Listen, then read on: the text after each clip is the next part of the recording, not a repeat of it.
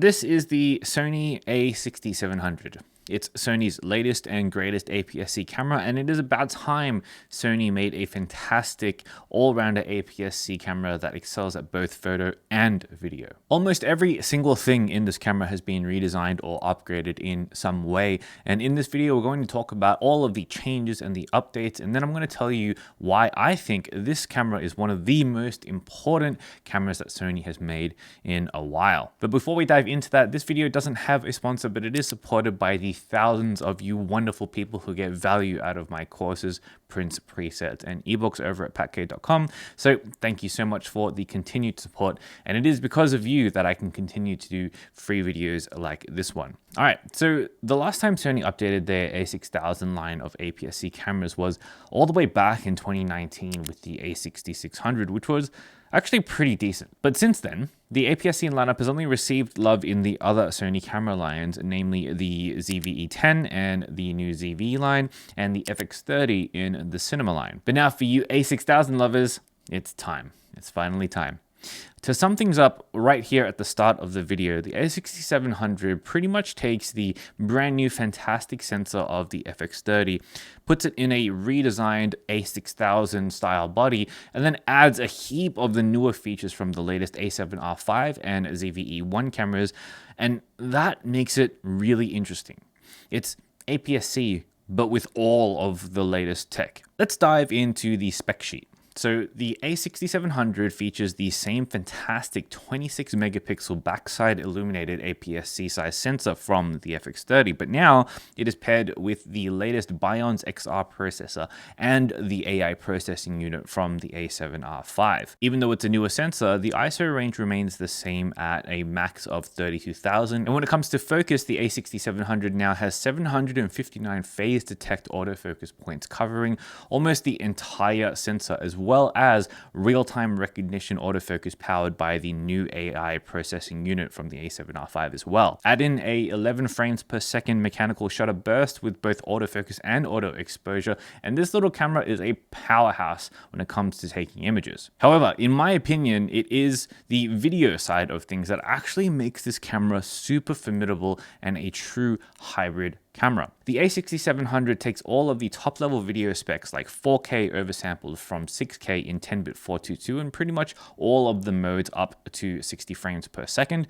but it also shoots 4K 120, albeit with a 1.6 times crop, and also 240 frames per second in full HD with a 1.5 times crop as well. It can also shoot 14 plus stops of dynamic range in S-Log3, and it also has S-Cinetone, HLG, and it inherits the new auto framing feature as well as LUT previews and log shooting from the ZV-E1. Okay, let's talk about the body, because even though it still retains the classic a6000 look, many things have changed about it. And perhaps the biggest thing about it is the flip screen. Yes, it has one now. And it's just a regular flip screen, not the crazy all the angles one from the a7R5, but it is still nice. It also has a new grip as well, which has been completely redesigned and feels great in the hand. One thing that Sony has been playing around with their last half dozen or so cameras is playing around with the switch between stills, video, and S&Q.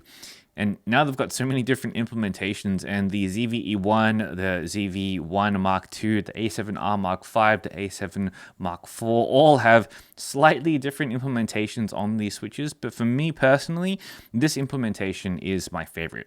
I don't mind the one on the ZV-E1, which is literally just like a top toggle kind of thing. But compared to the A7R5 and the A7 Mark IV, the switch on the a6700 is my favorite. It's simple and easy to use and doesn't require any fiddling around with pressing buttons in and turning, none of that. It's just simple left and right. It's perfect. Some of the other changes include quite a decent OLED viewfinder that is almost as bright as the A7R Mark V. It's got redesigned dials, and of course all of the connectivity similar to the new cameras are here as well. Things like USB-C, micro HDMI, a headphone and microphone jack, and a single UHS 2 card reader, all on the left side. The a6700 uses a very familiar 1.03 million dot monitor on the back, which was actually taken from the A7 Mark IV. So it's better, but it's definitely not top of the line resolution or anything like that, but still the upgrade is very much appreciated here. Inside, Sony says the stabilization is still 5 stops, and I don't know whether it has been reworked or not, but I did find that the new active mode does work pretty well.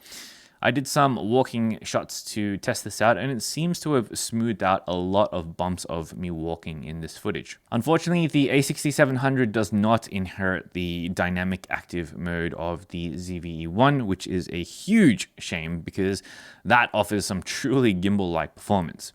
With the A6700, if you want that, you will still have to go into Catalyst Browse and do all the stabilization in post with all of the built-in gyro data. Okay, now that all of the body stuff is out of the way, let's talk about image quality. Now, I didn't get a lot of time shooting with the A6700, just a few shoots, but I did get to test it out in the real world across quite a few different scenarios in very tough lighting conditions. And I'm happy to report that the A6700 is most certainly a very, very capable camera. Most certainly good enough for APS-C shooters to have as their main camera, and definitely good enough for full frame shooters to pick one of these up as their B cam or their C cam and swap all of your E mount lenses around with. Now, as is the case with most cameras, if you are looking for sharpness and color and all of those other pixel PP things, sure, sensors do make a difference, but your lens choice makes the biggest difference. So when thinking about whether or not you need to upgrade just because you find your images might be a little bit soft or what have you, I would first consider what kind of lenses you're using, because the quality does jump up quite a bit when you're going from, say, a kit lens to a G Master. Now, the dynamic range of the A6700 is impressive for an APS-C camera, and compared to the full frame alpha cameras, honestly, you would be pretty hard pressed to find a difference in most situations. So I was shooting in both JPEG and RAW lossless compressed. However, I wasn't able to use the RAWs because Camera Raw hasn't yet been updated and doesn't register this camera. So the images that I'm showing here are just JPEGs, unedited, straight out of camera. And I think the quality is actually pretty damn good. Good enough for most photographers at most skill levels. I'll throw a couple of these images in a zip file for you to download in the description if you're interested in checking them out as well. Okay, let's talk about ISO, because that's very commonly the thing that many people have concerns about when comparing APS-C to full frame. For stills and for me and my preferences, I find that the upper limit of usable ISO in the real world is around ISO 6400. Here's a shot that I took of my friend Dan, and you can see what the noise pattern looks like in the bokeh.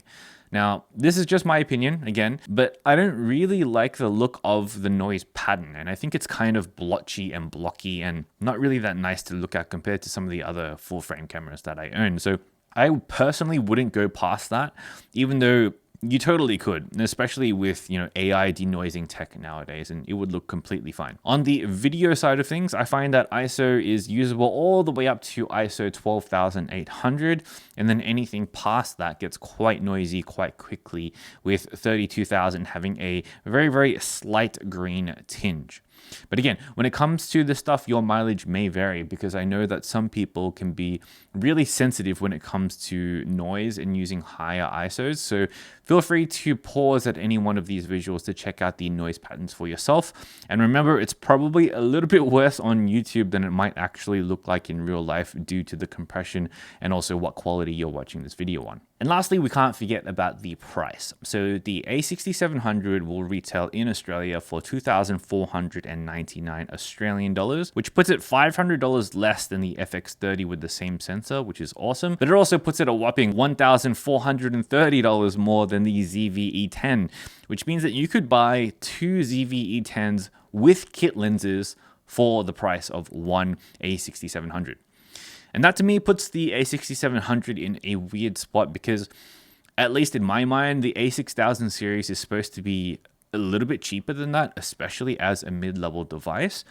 But at the same time, things are very different now to how they were back in 2019. the tech is different, the market is different, and there was never a camera with this many features packed into it. Now, whether or not it's good value to you is totally subjective and dependent on your uses, whether it's in budget for you, and what other cameras you have. So let me know in the comments whether you think that the value this camera provides is worth the price. Now, just to wrap things up here, I mentioned in the start of the video that I thought that this camera was one of Sony's most important cameras they've come out with in a very long time. And I say that because over the last few years, there's been a bunch of talk in the rumor mill about how, Sony is abandoning APS-C, or how Sony is no longer developing APS-C products, and so on. In the a6700, not only have Sony proven that they're very much committed to the APS-C line still with the release of this product, but more importantly, they've done so in the very specific Sony style that they've used in the past when it comes to developing products. They've taken almost all of the best parts of different product lines that are above this mid-range camera. It has an amazing sensor, it has cinema level video features. They've done iterations on the body from learnings and generations that have come before it. And they've crammed it all into a camera that makes the owners of just recently released cameras like the ZV-E1 and the A7R5 look at this camera and be like, what the hell, Sony? I just paid $5,000 for my A7R5 and now all of these features are in a camera that is half the price. Yeah. That's what Sony does. And while that is a little bit frustrating, and if you have an A1, then you really feel my pain, it also means that Sony is serious about this camera and keeping it around for a very, very long time. APS-C shooters can finally breathe a sigh of relief, because if you are an APS-C shooter who wants the best of the best, well, now you have it. Let me know in the comments below if you're planning on getting this camera and what you think about the price, the features, and where Sony is headed with their new APS-C camera, and if you're going to pick one up for yourself as well. All right, I'll see you in the next video, but until then, get out there and make something that matters. Peace.